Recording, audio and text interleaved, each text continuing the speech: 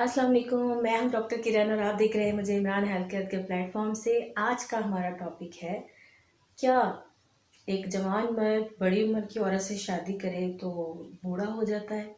आइए माहिरीन की राय पढ़ते हैं।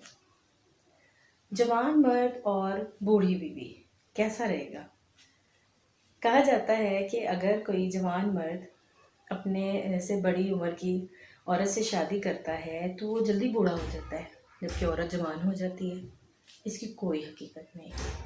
अब मिसाल देखें आप कि हज़रत खदीजा रज़ी अल्लाह अन्हा अल्लाह के नबी से सल्लल्लाहु अलैहि वसल्लम से उम्र में 15 साल बड़ी थी, लेकिन उनकी ज़िंदगी बहुत खुशगवार गुजरी। तहम ये है कि औरत की उम्र मर्द से 5 से 10 साल छोटी होनी चाहिए।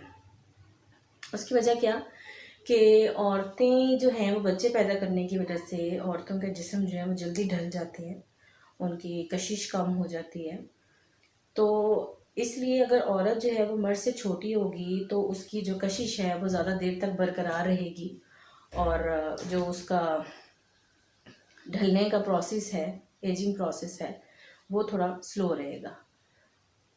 फिर आ जाता है कि अगर मर्द जवान ना हो, मर्द बूढ़ा हो और जवान बीवी हो तो वो कैसा रहेगा? मशरिक़ व मगरिब में ये बात बड़ी मारूफ है कि अगर बूढ़ा मर्द किसी जवान लड़की से शादी करे तो वो भी जवान हो जाता है। इसकी भी कोई हकीकत नहीं है।